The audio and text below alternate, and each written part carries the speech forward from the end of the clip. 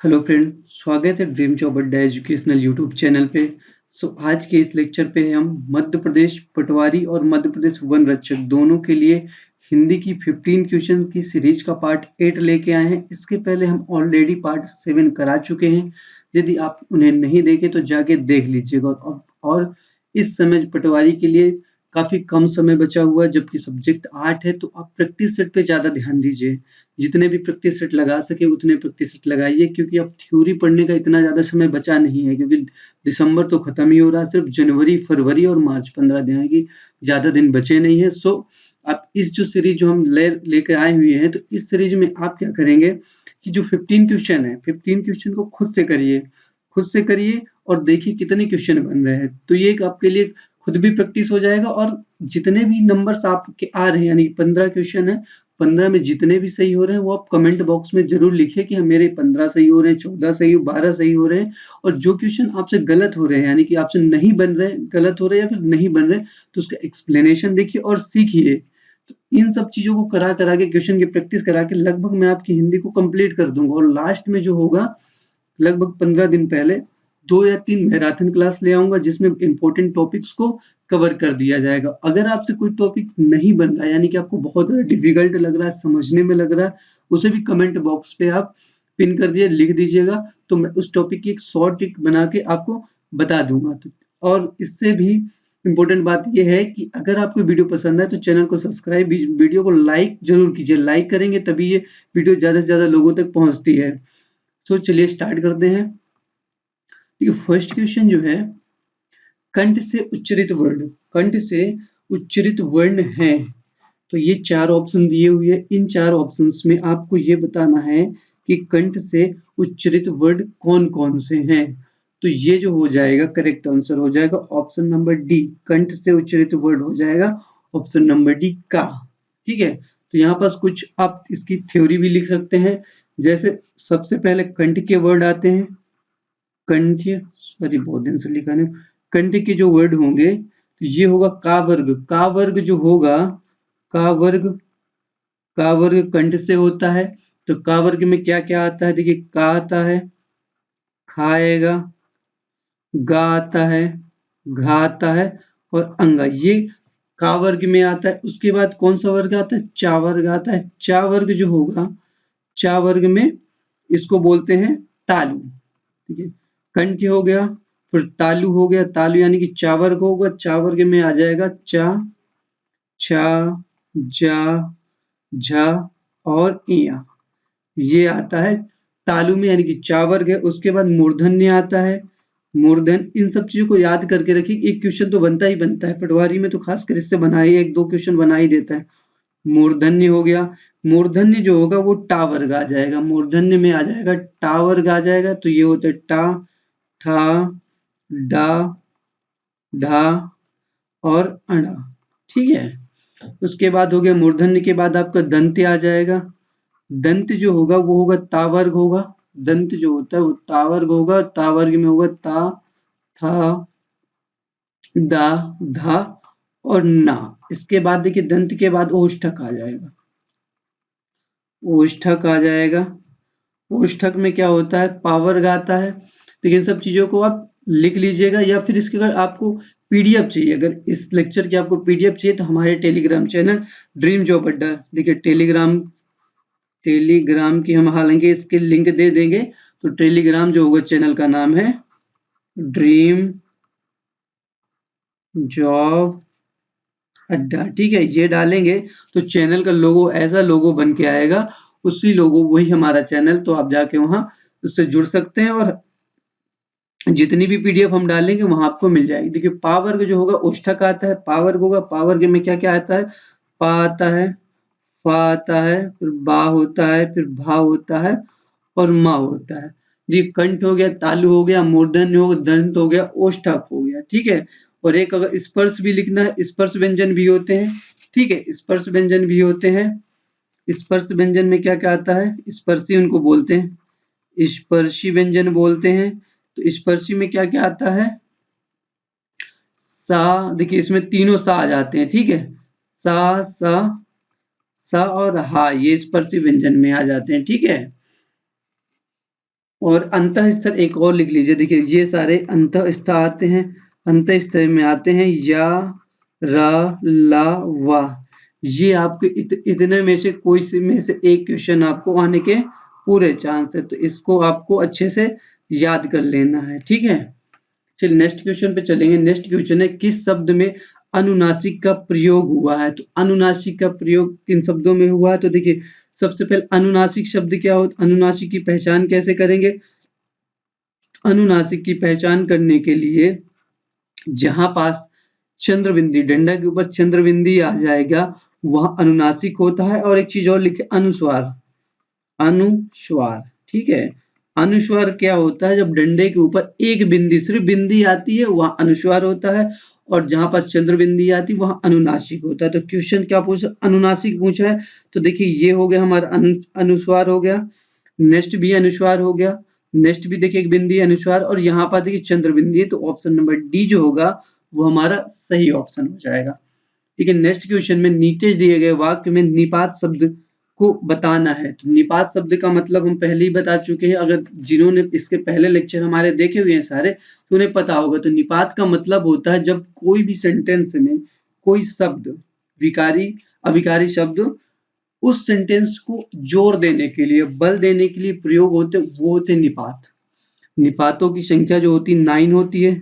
निपातों की जो संख्या होती है, निपातों की संख्या 9 होती है। ये हालांकि मैं पहले शायद पहला लेक्चर या दूसरे लेक्चर में निपातों के बारे में फुल्ली एक्सप्लेन किया। अगर इसके बारे में देखना है तो आप जाके उस वीडियो को जरूर देखिएगा, ठीक है। तो देखिए मेरे तो गिरधर गोपाल दूसरा ना कोई, इसमें हमें निपात बताना है, ठीक है। तो देखिए यहाँ पास कौन सा निपात होगा। तो देखिए यहाँ ये तो शब्द है ना, देखिए अगर तो शब्द भी अगर हम हटा देते, मान लीजिए अब तो शब्द को हटा दिए, तो अब पूरा सेंटेंस पढ़िए, मेरे गिरधर गोपाल दूसरा न कोई, यानी कि ये सेंटेंस बन रहा है। लेकिन अब जब हम तो लगाते हैं तो सिर्फ तो, यानी कि मेरे तो गिरधर गोपाल दूसरा न कोई, यानी कि तो जब आता है तो इस पूरे सेंटेंस में बल होता है। तो ये कौन सा निपात होगा। देखिए एक निपात होता है बलदायक निपात, बलदायक निपात होता है, एक निपात होता है बलदायक निपात। और इसको पहचानेंगे कैसे, इसमें क्या क्या शब्द आ सकते हैं। देखिए तो आ सकता है, ही आ सकता है, तक आ सकता है, पर आ सकता है, सिर्फ और केवल, सिर्फ या फिर केवल, ठीक है। या ये क्वेश्चन एक तरह से और बन सकता था, ये पूरा सेंटेंस दे देता और सेंटेंस में आपसे क्वेश्चन ये पूछता ये किस प्रकार का निपात है, ठीक है। 3-4 निपातों के नाम दे देता और पूछता कि किस प्रकार का नाम निपात है, तो ये आपका बलदायक निपात हो जाता। तो यहाँ पर जो निपात हो जाएगा तो हो गया निपात। सो नेक्स्ट क्वेश्चन में चलेंगे हम कि वृक्ष का पर्यायवाची आपको बताना है कि निम्न में से कौन सा है। तो वृक्ष का पर्यायवाची क्या क्या हो सकते हैं। देखिए यहाँ पर सारे पर्यायवाची वृक्ष के आप लिख लीजिए, ठीक है। तरु, देखिए तरु जो होता है वो वृक्ष का ही पर्यायवाची होता है। पादप होता है, तरु हो गया, पादप हो गया, द्रुम हो गया, द्रुम, द्रुम भी इसका पर्यायवाची इंपॉर्टेंट है, द्रुम हो गया।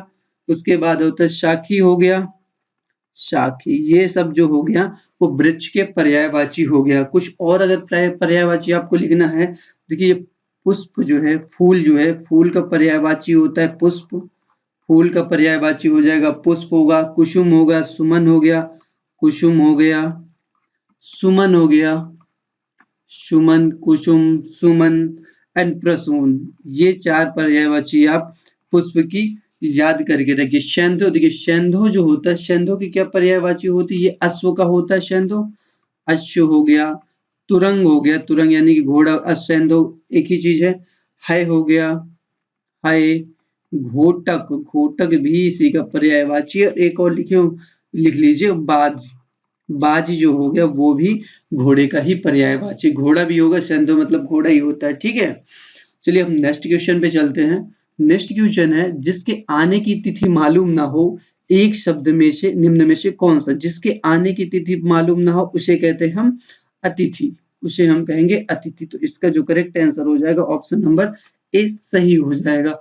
ग्रीस शब्द, ग्रीस का सही संधि विच्छेद हमें बताना है कि ग्रीस का संधि विच्छेद इनमें से क्या हो सकता है। तो देखिए ग्रीस शब्द में ई आया है, बड़ी ई आया है। मैंने पहले ही वीडियो में बताया हुआ हूँ संधि को पहचानने के तरीके में, जहां पास बड़ा आ बन रहा हो, बड़ी ई बन रही हो और बड़ा ऊ बन रहा हो, वहां पास आपका दीर्घ स्वर संधि होती है। दीर्घ स्वर संधि हो जाएगी वहां पर, जहां पर बड़ा आ बड़ी ई बड़ा ऊ बन रहा हो, वहां पर आपका दीर्घ स्वर संधि हो जाएगी। देखिए ग्रीस, ग्रीस शब्द जो है, ग्रीस बड़ी ई बन रही है, तो यहां से देखिए जब हम गिर, ठीक है, गिर हुआ, अब देखिए बड़ी ई है यहाँ पास, तो यहाँ पास गिरी धन ईस, गिरी धन ईस, तो ये होगा क्या बनेगा हमारा, गिरीश बन जाएगा। ठीक है, गिरिधन ईश। तो यहाँ पर किन किन वर्डों का मेल हो रहा है, देखिए छोटी ई और बड़ी ई, छोटी ई और बड़ी ई मिला के क्या बना रही है, बड़ी ई बना रही है। ये दोनों मिलके छोटी ई और बड़ी ई मिला के बनाएगी बड़ी ई। तो यहाँ पास जो इसका सही संधि विच्छेद हो जाएगा वो होगा गिरिधन ईश। ऑप्शन नंबर सी जो होगा इसका सही ऑप्शन हो जाएगा। ठीक है, तो ऑप्शन नंबर सी इसका करेक्ट ऑप्शन होगा। हम नेक्स्ट क्वेश्चन पे चलेंगे। मनोहर, मनोहर का संधि विच्छेद निम्न से में से कौन सा है। तो मनोहर जो होता है इसको हम लिखते हैं मनः धन हर, मनोहर को हम लिखते हैं मनः धन हर। देखिए यहाँ पर, तो इसको ऑप्शन नंबर बी जो होगा वो करेक्ट ऑप्शन हो जाएगा।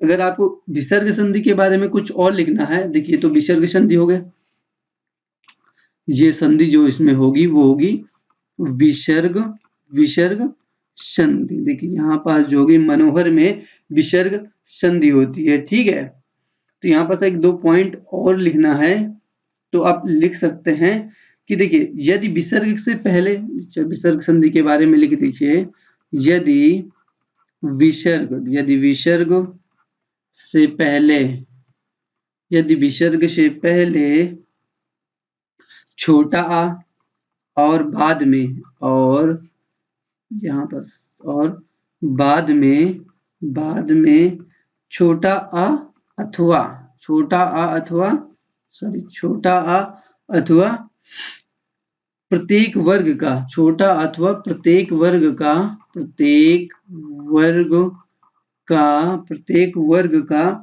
तीसरा चौथा पांचवा, तीसरा चौथा पांचवा, या फिर इसको हम ऐसे लिख सकते हैं, अथवा या रा ला वा।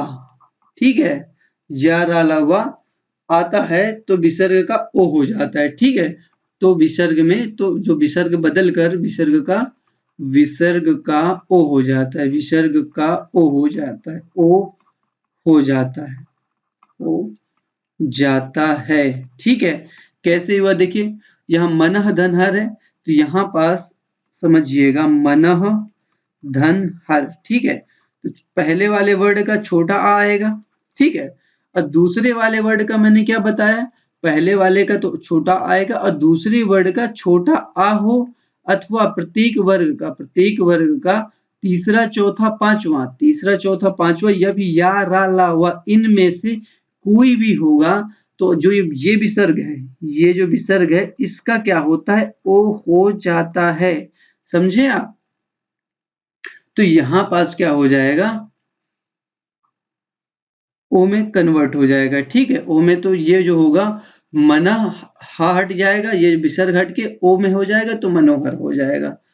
नेक्स्ट देखिए एक पॉइंट और यहाँ पास काफी इंपॉर्टेंट पॉइंट बनता है, जो मैं आपको बता दे रहा हूं कि विसर्ग संधि की ही बात कर रहा हूँ। ठीक है, विसर्ग संधि की मैं बात कर रहा हूँ कि यदि विसर्ग से पूर्व छोटा हो अथवा बाद में छोटा आ हो तथा बाद में या फिर पा हो, पा समझ रहे हो यहाँ पास, यार मैं एक मिनट यहाँ पास थोड़ा सा लिख लीजिए। ठीक है, मैं क्या कह रहा हूँ, यदि विसर्ग के पूर्व, यहाँ पास लिख लीजिए तभी समझ में, यदि विसर्ग के पूर्व, यदि विसर्ग के पूर्व में छोटा आ हो, यदि विसर्ग के पूर्व में सॉरी छोटा आ हो तथा बाद में, तथा बाद में का और, या फिर और लिखो या लिख दो, या पा हो, का हो या बाद पा हो, तो विसर्ग में परिवर्तन नहीं होगा। समझे, तो विसर्ग में परिवर्तन नहीं होगा। इस बात को याद रखना, नहीं होगा, बहुत ही इंपॉर्टेंट है। यदि विसर्ग से पहले छोटा हो, बाद में विसर्ग के बाद में का और पा हो तो विसर्ग में कोई परिवर्तन नहीं होता। लेकिन यहाँ पास एक अपवाद भी है। इस एग्जाम्पल की बात करना है तो इसका लिख सकते हैं एग्जाम्पल, जैसे प्रातः काल, प्रातः धन काल को लिखते हैं प्रातः काल। ठीक है, अपवाद एक है, जो अपवाद मैं लिखा सकता हूँ यहाँ पास नमस्कार वाला है। ठीक है, नमस्कार वाला है अपवाद एक, कि जैसे देखिए नमस्कार को हम कैसे तोड़ते हैं, विच्छेद करते हैं, नमः धन, नमः धन कार होता है नमस्कार का, नमः धनकार। देख विसर्ग के पहले छोटा आया, विसर्ग के पहले छोटा आया, बाद में का आ रहा है, तो इसमें कोई परिवर्तन नहीं होना चाहिए हमारे इस नियम के अनुसार। लेकिन यहाँ पास परिवर्तन हो रहा है। ठीक है, यहाँ पास जो विसर्ग जो था उसका सा में परिवर्तन हो रहा है। ठीक है, तो एक चीज हमेशा याद रखना, जब भी पुर शब्द आए, पुर समझ रहे हैं, पुर शब्द आएगा या फिर नमः शब्द, नमः और पुर के साथ जो होगा विसर्ग में सा में कन्वर्ट हो जाता है। अपवाद शब्द है ये, समझ रहे हो। तो इसका जो होता है नमस्कार होता है, नमःकार नहीं होता, इसका हो जाएगा नमस्कार हो जाएगा। नेक्स्ट क्वेश्चन पे, सॉरी नेक्स्ट क्वेश्चन में चले, मूक का विलोम शब्द निम्न में से कौन सा है। तो मूक का जो विलोम शब्द हो जाएगा वो हो जाएगा वाचाल। मूक मतलब जो बोलता नहीं, वाचाल मतलब जो बात करता है। नेक्स्ट है आप प्रत्यय से बना शब्द निम्न में से कौन सा है। तो आप प्रत्यय से इनमें से बना शब्द कौन सा है। तो इसका जो करेक्ट आंसर हो जाएगा वो होगा ऑप्शन नंबर सी। प्रत्यय मतलब जो शब्द मूल शब्दों के अंत में लगते हैं। प्रत्यय का मतलब होता है जो शब्द या शब्दांश मूल शब्द के बाद में लगते हैं, बाद में लगते हैं। ठीक है, ये होते हैं प्रत्यय होते हैं। अगर प्रत्यय का कई बार एक चीज और लिख लीजिए, कई बार प्रत्यय का संधि विच्छेद ही पूछ लेता है कि इसको हम कैसे करेंगे विच्छेद। तो इसको बोलते हैं प्रतिधन अय। प्रत्यय को हम लिखते हैं प्रतिधन अय। प्रति का मतलब है साथ में पर बाद में, और अय का मतलब है चलने वाले। समझ गए। तो यहाँ पास जो इच्छा शब्द है, तो इच्छा शब्द को देखिए कैसे लिख सकते हैं। इच्छा को लिखते हैं इस, यहाँ सा आएगा श्रोते वाला, ठीक है, प्लस आ। इच्छा को हम ऐसे लिखते इस प्लस आ। ठीक है, तो यहाँ जो आ हो जाएगा वो हो जाएगा प्रत्यय हो जाएगा। ठीक है, जैसे यहाँ आगमन की बात करेंगे, आगमन जो है, आगमन को लिखते हैं आधन गमन, आधन गमन। ठीक है, तो आ जो है यहाँ पास उपसर्ग हो जाएगा, आ जो होगा यहाँ पास उपसर्ग हो जाएगा। चलिए नेक्स्ट में चलते हैं क्वेश्चन में। धर्माधर्म शब्द में निम्न में से कौन सा समास है। धर्माधर्म शब्द में कौन सा समास है, तो इसको बताइए भाई साहब कौन सा समास है। एक बात इस चीज और समझ लीजिएगा कि देखिए धर्माधर्म को हम क्या लिख सकते हैं। धर्माधर्म को हम लिखते हैं धर्म और धर्म। धर्माधर्म को हम लिख सकते हैं धर्म और धर्म और अधर्म। धर्माधर्म को धर्म और अधर्म लिखते हैं। ठीक है, जब बीच में और या फिर योजक चिन्ह आता है वहां पास होता है द्वंद्व समास। तो यहाँ इसका जो करेक्ट आंसर हो जाएगा ऑप्शन नंबर डी हो जाएगा, द्वंद्व समास। द्वंद्व समास जो होगा इसमें, इसको पहचानने के तरीके लिखे, दोनों पद प्रधान होंगे, दोनों पद प्रधान होते हैं। ठीक है, दोनों पद प्रधान होंगे, इनके बीच में योजक चिन्ह लगा होता है, बीच में योजक चिन्ह लगा होता है। ठीक है, योजक चिन्ह लगा होता है, इनके बीच में योजक चिन्ह लगा होता है।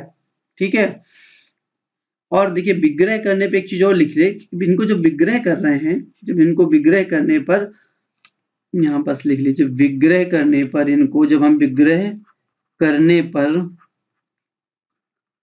और हो गया, या हो गया, एवं हो गया, अथवा हो गया, ये शब्द आते हैं। ठीक है, ये शब्द उनके बीच में आते हैं। जब विग्रह करेंगे तो ये शब्द उनके बीच में आएंगे, तो वहां पर द्वंद्व समास होता है। ये तीनों पॉइंट अब द्वंद्व समास के लिए याद करके रखना है। ठीक है, यही अगर हम बात करें तत्पुरुष समास के लिए, देखिए तत्पुरुष समास जो होता है उसका उत्तर पद हमेशा प्रधान होता है। ये चीज लिखिए, उत्तर पद प्रधान होता है तत्पुरुष समास में। अगर इसका एग्जाम्पल की बात करें हम,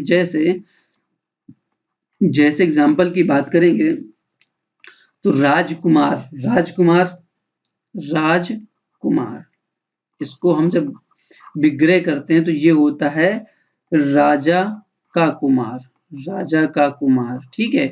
तो ये राजा जो शुरू वाले वर्ड है ये प्रधान वर्ड है। ये द्विगु समास की बात करेंगे, द्विगु समास में पूर्व पद संख्यावाची होना चाहिए। पूर्व पद, पहले वाला पद संख्यावाची, पूर्व पद जो होगा वो इसका संख्यावाची होगा द्विगु समास के लिए।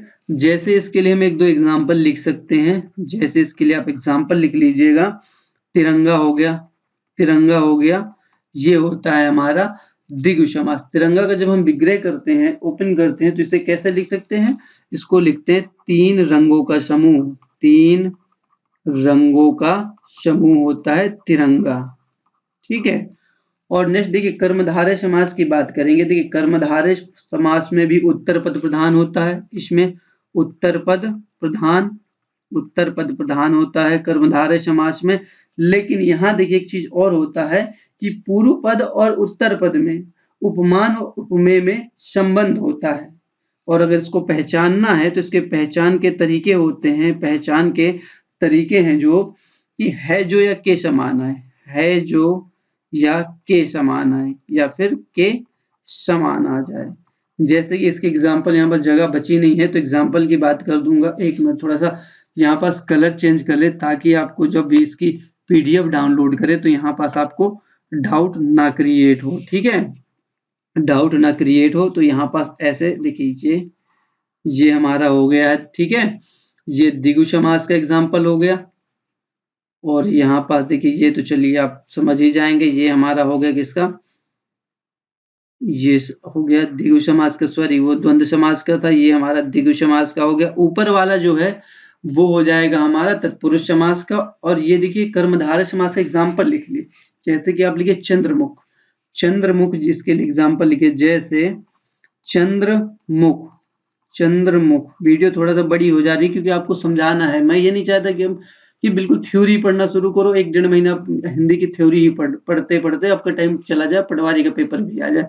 आप बिल्कुल प्रैक्टिस कीजिए। प्रैक्टिस में आपको जो भी चीजें समझ नहीं आ रही है हमसे पूछिए, हम उसको समझा देंगे। देखिए चंद्रमुख को अगर जब एक्सप्लेन करेंगे, चंद्र है मुख, इसको जब हम एक्सप्लेन करते हैं चंद्रमुख को लिखते हैं चंद्र के समान मुख लिखते हैं, सॉरी है मुख नहीं, चंद्र के समान मुख लिखते हैं। इसको चंद्रमुख को लिखते हैं चंद्र के समान मुख, ठीक है। तो के समान आएगा तो यहाँ पास हमारा हो जाएगा कर्मधारय समास। नेक्स्ट क्वेश्चन पे चलेंगे। बात बढ़ाना मुहावरे का अर्थ निम्न में से कौन सा है? बात बढ़ाने का उदाहरण बताना है कि यहाँ कौन सा एग्जाम्पल, सॉरी इसमें तो बात बढ़ाने का मतलब होता है बहाना करना, ये गलत हो जाएगा। देर तक बात करना भी गलत होगा, अतिशीघ्र भी गलत होगा। तो इसका जो करेक्ट आंसर हो जाएगा बहस छिड़ जाना।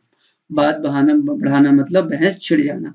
नेक्स्ट क्वेश्चन जो होगा स्वर्गीय का शुद्ध रूप बताना। ये एक अशुद्ध रूप लिखा है, इसका शुद्ध रूप क्या होगा? तो स्वर्गीय का शुद्ध रूप ये होता है, वा जो होता है इसमें बड़ा आ की मात्रा होती है, ठीक है। इसमें बड़ा आ की मात्रा नहीं होगी। इसमें जो गा जो होगा इसमें बड़ी ई की मात्रा होती, स्वर्गीय, सॉरी उल्टा बता रहा था। तो ये होगा स्वर्गीय। तो ऑप्शन नंबर इसका जो सी हो जाएगा वो हो जाएगा करेक्ट हो जाएगा। नेक्स्ट देखिए बढ़ते नद सा वह लहर गया में कौन सा अलंकार है? तो यहाँ पास देखिए बढ़ते नद सा वह लहर गया, यहाँ पास कौन सा अलंकार? तो यहाँ पास हो जाएगा उपमा अलंकार। उपमा अलंकार हो जाएगा। देखिए सा शब्द आया ना, जहां पास तुलना होती है, वहां पास उपमा अलंकार का मतलब होता है जहां तुलना होती है, ठीक है। जहां पास तुलना होती है वहां उपमा अलंकार होता है, ठीक है। अगर इसको पहचानना है और भी तरीके तो देखिए उपमा अलंकार जो है जहां पास उपमा दी जाती है इसके जो है 4 मेन पद होते हैं। जैसे हो गया उपमेय, हो गया उपमान, हो गया साधारण धर्म, हो गया वाचक शब्द। ये 4 चीजें होती हैं उपमा अलंकार में, हमें देखना होता है। कई बार सेंटेंस में ये भी पूछ ले, सॉरी क्वेश्चन में ये भी पूछ लेता है कि एक सेंटेंस दिया होगा उसमें आपको ये बताना है कि उपमेय कौन सा है, या फिर उपमान पूछ सकता है, साधारण धर्म पूछ सकता है, और या फिर क्वेश्चन पूछे कि इसमें आप वाचक चिन्ह बताइए। ठीक है, तो यहाँ पास ये चारों, मैं एग्जाम्पल देके इन चारों के बारे में आपको बता ही देता हूँ। ठीक है, जैसे एक एग्जाम्पल लिखिए, जैसे एग्जाम्पल लिख सकते हैं, उपमा अलंकार का ही मैं बता रहा हूँ। चांद सा, चांद सा सुंदर, चांद सा सुंदर मुख है, चांद सा सुंदर मुख है। ठीक है, अब इनमें क्वेश्चन में ये पूछे उपमेय कौन सा है, उपमान कौन सा है, तो यहाँ पास देखिए जो चांद है, चांद जो है वो है उपमान, चांद जो है वो है उपमान। उपमान को पहचानेंगे कैसे, उपमान को हम पहचानेंगे कैसे, कि उपमान को पहचानने के लिए हम देखेंगे जिससे तुलना करेंगे या फिर जिसकी उपमा देंगे, यानी कि जो श्रेष्ठ होगा, जिसकी उपमा देंगे श्रेष्ठ होगा वो हमारा उपमान हो। यानी कि हम चांद से तुलना करें, चांद सा सुंदर मुख, जो मुख है सुंदर है, कैसा, चांद सा, तो चांद हमारा उपमान होगा। यहीं पर जिसकी जिसकी तुलना करें, हम जिससे तुलना कर रहे हैं वो हो गया हमारा उपमान, जिसकी तुलना करेंगे वो होता है हमारा उपमेय होता है। ठीक है, तो मुख यहाँ पास हमारा हो जाएगा उपमेय। हम मुख की तुलना कर रहे हैं किससे, चांद से, तो मुख हो गया हमारा उपमेय। और यहीं पास सा शब्द जो होगा ये एक वाचक शब्द है, सा जो हो गया वो वाचक शब्द है, वाचक शब्द है। और यही सुंदर जो है इसका एक गुणधर्म है। ठीक है, सुंदर होना इसका एक गुण है, तो ये हो जाएगा गुण। तो आपको इन सब चीजें समझ में आई होंगी। तो चलिए नेक्स्ट क्वेश्चन में चलते हैं। नेक्स्ट क्वेश्चन है हमारा, जहां वर्णों की आवृत्ति के कारण सौंदर्य उत्पन्न होता है, जहां पास वर्णों की आवृत्ति के कारण सौंदर्य उत्पन्न होता है वहां अलंकार होता है। देखिए प्रत्येक पेपर में, प्रत्येक सेट में देखिए पटवारी में 25 क्वेश्चन आएंगे, अलंकार के 2 क्वेश्चन तो मान के ही चलिए, 2 क्वेश्चन अलंकार के आएंगे ही आएंगे, इसलिए आपको इस टॉपिक को अच्छे से पढ़ना है। यदि आपको ये टॉपिक समझ में नहीं आ रहा तो मैं इसके लिए पर्टिकुलर टॉपिक बना सकता हूँ, लेकिन यार इसके लिए क्या है 3-4 लेक्चर में ही बन पाएगा, अलंकार काफी बड़ा टॉपिक है। तो देखिए यहाँ पास जहां पास वर्णों के कारण सुंदरता उत्पन्न होती है वहां पास होता है हमारा अनुप्रास अलंकार, जहां पास बार बार वर्णों की आवृत्ति होती है, जैसे चार चंद की चंचल किरणें खेल रही हैं जल थल में। ठीक है, वहां पास अनुप्रास अलंकार हो गया। उपमा अलंकार के बारे में अभी हमने आपको बता ही दिया है। ठीक है, अतिशयोक्ति अलंकार, जहां पास किसी चीज को बढ़ा चढ़ा के, किसी चीज को बढ़ा चढ़ा के, यानी किसी चीज को बढ़ा चढ़ा के, बढ़ा चढ़ा कर बताया जाए, वहां अतिशयोक्ति अलंकार। यमक अलंकार क्या होता है, यमक अलंकार होता है कि जहां पास 2 शब्द के श्लेष और यमक ये दोनों एक ही जैसे होते हैं, इसके लिए हमको पहचानने के लिए हमको क्या देखना पड़ता है, अनेकार्थी शब्द देखना पड़ता है, अनेकार्थी शब्द देखना पड़ता है। ठीक है, उसके बाद आपको परिस्थितियां देखना पड़ता है। अब हालांकि मैं इसके लिए जब वीडियो बनाऊंगा तो मैं इसके बारे में फुल एक्सप्लेन करूंगा, तो आपको अगर चाहिए तो कमेंट बॉक्स में लिखिएगा, और कमेंट बॉक्स में ये जरूर बताइए कि आपको कितने नंबर आए हैं।